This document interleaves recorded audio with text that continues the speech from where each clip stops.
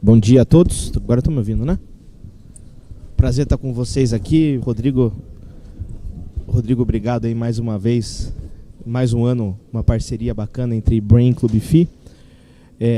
A gente vem nesse momento para apresentar para vocês uma quarta onda de uma pesquisa, de uma ampla pesquisa que a gente faz recorrentemente entre Brain Club e FI, junto aos investidores, né? Para a gente medir a temperatura lá da ponta dos investidores de varejo, sobretudo, né, Rodrigo? Então a gente trouxe aqui insights muito interessantes. A ideia é que a gente, nesse momento, a gente apresente para vocês um resultado pocket aqui, mas naturalmente a gente vai rodar a versão completa para todos na sequência, né? Rodrigo, por favor, se quiser fazer aí tuas boas-vindas aí. Bom dia, boa tarde, né? A gente, para quem não conhece ainda, né, o Clube FI hoje é a maior plataforma de fundos imobiliários do Brasil. A gente tem cerca de 350 mil usuários cadastrados. E essa pesquisa do perfil dos investidores, a gente fez dentro da base do Clube FI, ou seja, uma base especializada nesse mercado. Rapidamente, gente, a gente vai trazer para vocês aqui 6 grandes pontos. Rapidamente, o perfil de quem respondeu o estudo, as modalidades de investimento que esse investidor, essa base já qualificada aí do Clube FI, esse investidor já tem alocado os seus investimentos, como que está o perfil de alocação de investimentos desse público, avaliação de alguns segmentos, né, Rodrigo? Então, avaliação de algumas classes aí e alguns segmentos dentro do mercado, e também como que está o perfil para 2025 quanto à alocação de recursos, tendências, basicamente isso. Tá? Exatamente, Guilherme. Então, como a gente passou por os últimos anos aí, mudou bastante o cenário, né, principalmente agora, né, com essa alta da taxa de juros, algumas coisas mudaram bastante, e a gente vai trazer números aqui que mostram com muita precisão essas mudanças de mercado. Bom, então eu acho que o mais óbvio aqui, que todo mundo já espera, né, pelo menos do perfil dos entrevistados, 41% disparado, né? Os investidores vêm de São Paulo, seguido aí por outras grandes capitais, como Rio de Janeiro, né? E também outros estados de Minas Gerais. Então, isso mostra também que São Paulo ainda continua predominando de forma massiva aí, isso no número de investidores também. Então, esse número, para volume de investimento, deve ser muito maior aí de 41%, né? O importante aqui em termos de perfil... Só pode voltar Claro. A gente não comentou aí, o sexo masculino ainda predomina, né, com 87%, né, contra 13% do sexo feminino atuando nesse mercado, como investidor. O interessante, o perfil desse investidor já majoritariamente se declarando aposentado. Acho que aí já dita um pouco do perfil desse público, né, Rodrigo? E até das pretensões de quem ainda não é aposentado, mas eventualmente imagina criar aí uma receita recorrente para um momento de vida já de aposentadoria. Então aí a gente tem uma concentração grande de aposentados, e outro fator que chama atenção também é uma base mais baixa no que se refere aí pessoas já atuantes do próprio mercado financeiro, né? Se quiser comentar aí. O dado de aposentado é super legal, né? Porque você pega ali no topo, onde está aposentado, engenheiro, administrador de empresas, servidor público, analista de sistemas, médico, aí tem advogado, economista, professor, etc. Isso mostra que o mercado ele atinge muito esse público que não é muito qualificado no mundo financeiro, né? E o fundo imobiliário justamente tem grande parte da proposta entregar a renda, que a gente vai ver mais adiante, né? As pessoas procuram a renda, e aposentado seria essa modalidade aí onde mais vai fazer sentido buscar renda mensal, né? Então esse é um dado super legal que corrobora a tese dos próprios fundos imobiliários. A gente trouxe aqui, a gente vai sempre trazer os dados desta onda da pesquisa, mas em algumas análises a gente vai também mostrar as tendências que ocorreram nas ondas, já que a gente faz desde 2020 essa pesquisa. E vocês vão entender que basicamente o motivo de alocação de recursos, né, o que motiva a alocar algum recurso em fundos imobiliários, é basicamente a receita recorrente e o rendimento mensal que esse tipo de modalidade de investimento pode proporcionar, né? Atrelado ali como segundo ponto a própria isenção de IR, configurando como um grande protagonista aí de motivação de alocação de recursos. E só comentando aqui um dado importante, puder voltar o slide anterior, veja que 92% está ali por causa do recebimento da renda mensal. Isso explica o fato que ocorre com muita frequência do fundo distribuir menos renda por conta de eventos sazonais, como, por exemplo, vacância, e ele vende a cota a qualquer preço. Por isso que a gente vê descontos realmente muito grandes, né, que deixam fundos de tijolo, principalmente, abaixo do custo de reposição, justamente por uma questão sazonal de vacância e redução de renda. O pessoal está buscando renda, aí a renda diminui, ele vende a cota a qualquer preço. E importante a gente ver nessas ondas todas, aqui a primeira, fevereiro de 20, junho de 20, julho de 21, 22, enfim, o que mais mudou aí, né, nessas ondas todas, né, nessa quinta onda que a gente está fazendo essa pesquisa. Sempre se perpetua aqui como protagonista essa questão realmente de recebimento de receita mensal, mas a importância da isenção do IR tornou agora no maior patamar da série histórica essa alocação de recursos a despeito dessa isenção de IR, sobretudo no momento que a gente vive aí de reformulação de reformas tributárias, etc. O protagonismo aqui da isenção de IR no maior patamar histórico. O investidor dando cada vez mais valor a isso, né? Porque a gente recentemente já foi ameaçado aí de várias formas pelo governo de retirar essa isenção, né? Então, volta e meia aparece um fantasminha aí, mas por enquanto segue isento, espero que continue por muito mais tempo. Aí, um dado também que é interessante, que a gente perguntou sobre outros tipos de investimentos que para muita gente é mais exótico, né? Como, por exemplo, criptomoeda, mas não tão exótico assim, porque 30% aí da nossa base investe já em criptomoedas, né? E 70% não. E Bitcoin, como já era esperado, né, já predomina aí essa alocação.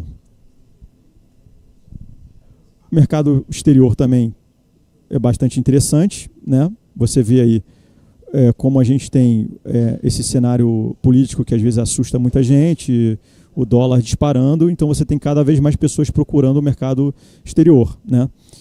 E o mais procurado seria diretamente na bolsa americana, né? E um dado ainda curioso é que, apesar dessa base ela ser de investidores de fundos imobiliários, ainda poucos investem em REITs e renda fixa americana, representando apenas 5% desses que investem no exterior. Então, esse aí eu acho que tem muito papel aí do Clube FI, né? Sem querer puxar a sardinha aqui para o nosso lado, né? Mas como você descobriu essas modalidades de investimento, né? Ou seja, sites da internet específicos, né? Então a gente está com cada vez mais plataformas, não é só Clube FI, cada vez mais plataformas aí atuando, informando, ajudando aí na transparência das informações, ajudando o investidor a tomar sua decisão de investimento, cada vez mais casas de research para orientar os investidores. Então, não é estranho que isso represente 48%, né? E aqui também a gente vê uma tendência em todas as ondas feitas, estamos na quinta agora. A gente até colocou propositalmente a Selic da database ali embaixo, para ver se isso influenciava e oscilava de alguma forma. Mas basicamente a gente tem aí uns 65, 35 como moda, como mais se repete nessas ondas todas, entre investidores que declaram colocar dinheiro em fundos imobiliários, mas também investem em imóveis físicos. Entendendo que aqui, né, Rodrigo, a gente pode ter uma particularidade, quando a gente fala de investimento imobiliário, pode haver uma confusão mental por parte desse entrevistado, desse dito investidor, onde a compra do imóvel físico, ainda que seja para uso, ou para uso de um familiar, ou de algum ente, enfim, a pessoa declara que é um investimento, né? Então, ainda que possa haver esse delta, a gente está nesse patamar aí que tem se repetido, né? As ondas são importantes para a gente mensurar isso. Tem uma interseção importante de pessoas que alocam dinheiro em fundos imobiliários, mas que também colocam imóveis físicos, né? Embora tenha também, é muito comum o processo, tem muita gente que vê as grandes vantagens que só nesse modalidade de investimento você consegue, que pessoas que preferem iniciar o processo de venda de seus imóveis para comprar fundos imobiliários, né? Então, se a gente vê isso acontecer cada vez mais também. É que outras modalidades de investimento que esse investidor de fundo imobiliário também coloca dinheiro, e a renda fixa, 71% daqueles que colocam dinheiro em fundos imobiliários também colocam em renda fixa, seguido de mercado de ações, e 33% em multimercado, né? Bom, o segundo ponto aqui, falando um pouco de alocação de investimentos, se puder começar, Rodrigo, eu continuo na sequência. Aqui soma mais de 100% só porque é múltipla escolha, tá, gente? Perfeito. Então vocês podem ver, a renda variável pode até estar bastante alta, porque realmente a gente está numa base, isso é a base do Clube FI, então a base do Clube FI já está acostumado com renda variável, porque fundo imobiliário é renda variável, então a gente já tem aí 78%. E a renda fixa tradicional, que a gente, eu acho que vai ver no slide, no próximo slide, ela não surpreende, dado que a gente está com taxas de juros aí, extremamente elevadas, trazendo aí, teoricamente, né, mais segurança para o investidor e uma rentabilidade muito interessante, né? Então, é exatamente esse slide que mostra isso, né? Mostra, pelas ondas, a gente está no maior patamar agora de renda fixa, né, tradicional, a despeito aí do momento. Ainda que nessas ondas todas a gente também teve já Selics maiores do que a gente está neste momento, né? Exato. Desde 2020, olha aí, ó, 72% agora entrando em renda fixa. O que explica também a queda. Como é que a cota cai? A cota cai porque alguém vende. A pessoa vai vender, vai fazer o quê? Vai botar na renda fixa. Então você tem aí, infelizmente, muitos investidores acabam vendendo as suas cotas a qualquer preço por pânico para entrar em renda fixa, ou seja, acaba vendendo na baixa. Hoje a gente tem uma média, né, desses investidores que foram ouvidos aqui, dos mais de 700, né, ou seja, uma base muito considerável, uma média de basicamente 40% dos seus investimentos alocados em fundos imobiliários. Então, ainda que essa pessoa também aloque em renda fixa, multimercado, etc., nós temos aí, grosso modo, uma boa parcela dos seus investimentos alocados em fundos imobiliários, 39% na média, né? Ainda que a gente tenha 11 aqui já dos respondentes que colocam mais de 80% dos seus investimentos em fundos imobiliários. Aí acho que vale a pena você comentar, Rodrigo, esse slide aí é curioso. Então, você vê, no caso de fundos imobiliários, você vê, 2020 foi um momento que a gente passou por aquela, que foi final de 2009 até 2020, o mercado apresentou a maior alta da história do IFIX. E aí, quando o mercado está bombando, o pessoal gosta. E o que está acontecendo agora é o contrário. O mercado está retraindo. Então, o número do melhor, né, saiu de 72% para 43%.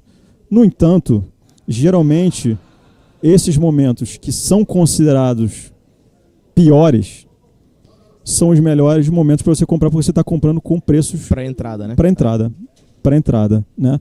E aí você vê que o pior também subiu bastante ali de outubro para outubro contra outubro, né? Mais de 2022 exato, de 2022 para 2024, então as pessoas estão considerando pior. E aí, mais uma vez, isso explica também essa saída, essa venda de ativos a qualquer preço, e os investidores vê o preço na tela e acaba refletindo, achar que está refletindo no ativo real e que muitas vezes não representa a realidade. Uhum. Que a percepção dos riscos por parte da percepção dos investidores quanto aos riscos inerentes aqui ao mercado de fundos imobiliários. E aqui é bem importante. A gente tem 78% dos entrevistados que atrelam riscos ligados à administração. E quando a gente fala de administração, acho que tem vários aspectos dentro desse guarda-chuva, né, Rodrigo? Acho que vale a pena explorar isso. Eu espero que não tenha nenhum gestor assistindo a gente aqui. Mudem para o 2 e para o 1, qualquer coisa. Porque isso ocorre devido a alguns contratempos polêmicos que o mercado passou e vem passando. Por exemplo, emissão abaixo do VP, que tem alguns estigmas, né? Emissão abaixo do VP, o pessoal não quer saber, mas às vezes a emissão abaixo do VP vai ser sentido em alguns casos. Algumas histórico de alavancagens muito mal feitas que acabaram destruindo o valor dos fundos, então isso acabou irritando muitos investidores, embora não seja, isso não é algo que acontece com muita recorrência, exatamente, mas irrita muita gente, né? É perfil de ativo, né? Falta de transparência, coisas ligadas. Aí tem coisas ligadas ao mercado, que inadimplência, vacância, mercado são inerentes ao próprio mercado, né? Ou seja, né, uma gestão mais orientada pró-cotista tende a minimizar esses aspectos de insegurança. É o que eu falo, que existe às vezes o investidor às vezes vê um desalinhamento de interesse, porque o fundo ele quer aumentar de tamanho. O investidor ele quer a cota dele valorizando e a rentabilidade valorizando. Eu costumo dizer que o gestor que ele tem alinhamento de interesses com cotistas, no longo prazo, ele vai ganhar mais, porque ele vai estar construindo uma confiança, uma credibilidade muito maior perante ao mercado. Então, para ele conseguir fazer novas emissões, etc., ele vai ter mais facilidade, mais no curto prazo. Esse gestor pró-cotista, ele demora um pouco mais para engrenar. Então, por isso, às vezes, ele prefere fazer emissões abaixo do VP, quer aumentar o tamanho do fundo a qualquer custo, mas, felizmente, isso representa a minoria do mercado. Aqui a gente vê uma reversão, inclusive, quanto à inadimplência, né? Chegou a ser 39, agora está em 68 como principal fator de risco de alocação em fundos imobiliários. Tá? Exato. Passar isso aqui até a despeito do tempo. E aqui Temos 10 minutos. Temos 10 minutos. E aqui, basicamente, em quantos fundos aloca, né? Ou seja, quantos fundos imobiliários você investe. A gente está numa média de 16 fundos, mas acho que o mais legal é a gente ver essa série histórica, né, Rodrigo? Exato. Isso é interessante porque isso também reflete o crescimento do mercado de novas modalidades. O número de fundos aumentou muito. E a gente vê uma maturidade também do investidor por estar diversificando. Mas você pode voltar rapidamente 2 slides, que eu quero fazer um comentário sobre o prazo mais um. Há quanto tempo... não, esse não é o prazo que ele investe. Seria, eu acho que são nos próximos. Pode seguir. E aqui as tipologias, né? Se puder puxar aí. Exato. Então a gente tem os que mais estão apresentando resiliência no momento, né? Galpões logísticos, recebíveis imobiliários, então está na ordem de resiliência aí, pelo menos do momento, né? Porque cada momento teve o seu... a gente tem até esse dado na próxima. Vai ter esse dado na próxima, né? E lajes corporativas está bem baixo aí porque ele está ainda sofrendo muito os efeitos colaterais até hoje da pandemia que a gente vivenciou. Aqui a gente vê... deixa eu passar aqui pelos avaliação dos investimentos aqui. Vamos lá. O grau de satisfação ainda é muito majoritário. A gente tem mais de 70% dos investidores que se declaram satisfeitos ou muito satisfeitos com a sua alocação de investimentos. E o índice de insatisfação, somando nota 1 e 2, vai chegar aí a pouco mais de 10%. Né? Então a gente realmente tem um grau de satisfação grande do ponto de vista dos investidores quanto ao investimento em fundo, e isso se perpetua, né? Ainda que a gente tenha saído de 83 na primeira onda para 71 lá agora nesta onda, majoritariamente os índices de satisfação ainda são muito altos. Tá?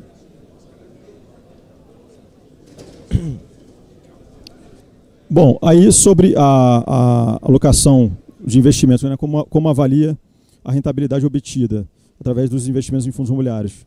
Então você vê, mesmo através desse cenário, né, a gente está tendo 72% dentro das expectativas. Acho que isso reflete também o fato do próprio investidor estar entendendo que o momento de mercado ele está difícil, né? Então não é só o fundo imobiliário que está caindo, renda variável como todo está caindo também. Acho que isso aqui é bem bacana, né? Porque aqui mostra... Era esse aí que eu queria comentar. Aqui é o volume alocado em fundos imobiliários, em dinheiro mesmo, não em percentual do seu investimento. A gente está comparando a parte de baixo, como que estava a database há 2 anos, e a parte de cima como que está hoje. Então vocês veem que claramente a gente aumentou aí o volume, né, o ticket investido, sobretudo aqui em montantes acima de 500 mil. Né? Então as pessoas começaram a colocar mais dinheiro, né, em volume mesmo, nos fundos imobiliários, se comparado aí agora com os últimos 2 anos. Exatamente. Então players cada vez maiores entrando, né? Então você vê que o maior crescimento ali foi no maior valor. Então acima de R$500 mil, 29% a mais, né? Então isso já está representando 27% do mercado, que é uma taxa bastante representativa e mostrando também que o investidor está confiando cada vez mais no produto. Passando aí para até a nossa última parte, aqui as avaliações sobre perfis de fundos e expectativas para 2025 como um todo. Né? Então aqui a gente está somando, é sempre nota 1 a 5, mas a gente está somando nota 1 e 2 e tratando isso como insatisfação, e nota 4 e 5 tratando isso como satisfação. E aí a gente vê os fundos de recebíveis, galpões e de shopping centers no agregado, onde estão aí as maiores satisfações quanto à rentabilidade e solidez do segmento e desse perfil de fundo, né, Rodrigo? Exato. E, mais uma vez, lajes corporativas, como já esperado, 33% de insatisfação. E muitos analistas apontam para quem se posicionar hoje um dos maiores upsides de valorização de cota e rendimento também. Lajes Corporativas. Laje corporativa. Residencial aqui chama atenção ainda, né? A gente tem um índice de neutralidade muito alto aqui, né? 60% se declara neutro quanto à rentabilidade e solidez dos fundos para imóveis residenciais como um todo, sejam eles loteamentos ou verticais. Né? E isso aqui dá uma reversão de expectativa, Rodrigo. Eu queria que você comentasse aqui, sobretudo, sobre o segmento de shopping, né? Exato. No caso do shopping, é muito claro, né, que saiu de 64% para 18% por conta da pandemia. Né? Então, a pandemia, você fecha os shoppings, você não tem como operar mais. Né? Só que depois da pandemia teve uma forte recuperação, então ele está um pouco acima dos 64% que a gente observou lá em 2020. Então, mais uma vez, o mercado ele olha para o que ele está vendo hoje, ele não está olhando muito para o futuro. Então isso faz com que, eu falei no outro painel ali, que 80% dos investidores de fundos imobiliários investem nesse mercado há menos de 5 anos. Então isso reflete esse pensamento de curto prazo. A gente, para investir em fundo imobiliário, a gente tem que pensar longo prazo, tal como a gente pensa quando vai fazer alocação em imóveis físicos. E quanto à insatisfação, houve naturalmente um disparo neste momento, sobretudo se comparado às últimas 2 ondas, quanto aos fundos de lajes corporativas. Hoje, 1/3 de quem coloca dinheiro em fundos de lajes se declarou insatisfeito. Né? Aqui é o grau de atratividade, né, do que se imagina para 24 e para 25, ok? Quanto ao perfil aí dos fundos. Né? Então você vê que o grau de atratividade maior, justamente do ponto de vista desse investidor, está atrelado aos fundos de recebíveis, seguido dos fundos de shopping e logístico. Lembrando que no perfil a gente tem mais investidor que coloca em logístico. Né? Hoje ali apareceu mais investidores que colocam em logístico, mas quanto à atratividade futura, logístico cai para 3º aqui.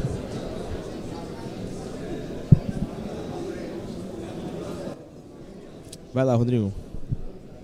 Então, a avaliação também, você vê que mesmo a gente tendo uma forte retração em muitos ativos, a gente vê 34% ainda falando de crescimento, 42% falando de estabilidade e apenas 24% de retração. Então isso mostra que está tendo uma seleção mais responsável por parte dos investidores nesse mercado, porque quando você investe em ativos de mais qualidade, você tem uma retração menor. E a perspectiva de crescimento para 25 aí encolhe muito os índices de retração. Ninguém está pensando em em reduzir os níveis de investimento em fundos imobiliários ao longo de 25, né? Como vem de uma base muito castigada, não é muito difícil a gente imaginar que vai crescer, mas isso não quer dizer que o mercado vai bombar, né? Eu acho que o mercado exagerou nessa queda e qualquer crescimento que tiver a mais, a gente pode ter bons retornos aí para o investidor que estiver entrando nessas bases baixas. Aqui acho que é o último ponto, Rodrigo, se quiser tocar aí no último ponto, é quanto ao perfil do próprio investidor, né? De quem administra a carteira de fundos imobiliários. Isso é bastante interessante, porque na nossa base, né, como a gente é uma base especializada nesse mercado, aí você vê que não teve alteração, ou seja, 95% faz a própria alocação de recursos, né? A própria gestão, e é um mercado muito participativo também, né? É um mercado muito mais transparente, quando as pessoas entendem, tem uma facilidade de entendimento muito maior, então para a gente também não é uma grande surpresa ver esse número. Isso é interessante também. Isso aqui começou a diminuir essa ansiedade de acompanhamento da performance dos investimentos, né? Você acabou de falar que imóvel é médio e longo prazo e as pessoas têm acompanhado cada vez menos isso de forma diária, né? E tem aumentado substancialmente o acompanhamento mensal e ou trimestral. Mais uma vez, demonstração de amadurecimento do investidor. E o último slide aqui, a gente trouxe isso lá em 22, quanto ao impacto do cenário político, né? Sobretudo porque lá em 22 eram momentos que antecediam a eleição presidencial, né? E a gente repetiu essa pergunta porque agora antecedia a eleição municipal, né? Ainda que tenha aumentado um pouco aqui, enfim, as preocupações e a redução de investimentos a despeito do cenário político, acho que a gente tem que se apegar a essa lâmina, essa barra do meio aqui, né, Rodrigo? Ou seja, exato. A grossa maioria desses investidores não olham ali e não modificam basicamente sua estratégia de investimento a despeito do cenário político. Exato. Né? Exato. Apesar de ter essa pequena mudança aí não influenciou, né? De 72 para 67, a gente vê um aumento ali de 75% no reduziu bastante, né? Porque tem coisa que realmente acontece nesse país e assustam muito, né? Essas questões políticas que acontecem aqui, economia, essas instabilidades todas. Mas, como o Guilherme falou, olhando por um prisma maior, a gente está vendo uma redução de influência muito pequena. A base é baixa, né? Base é baixa. A base é baixa, dado também que o investidor, o fundo imobiliário, às vezes ele está numa localização, né? Ele está num conjunto de localização que ela é muito específica e aí ela não sofre tanto impacto na questão, às vezes, de macroeconômica ou de política que ocorre no Brasil. Perfeito. Gente, acho que seria isso, né, que a gente tinha para falar, até para respeitar o horário aí. A gente agradece. O material vai rodar para todo mundo na íntegra, tem muito mais análise, recortes por geração. Dobro de slides aí. Tem um dobro de slides. Basicamente, a gente teve que dar uma enxugada boa para poder adequar o nosso tempo aqui. A gente agradece novamente o espaço. Obrigado. Muito obrigado.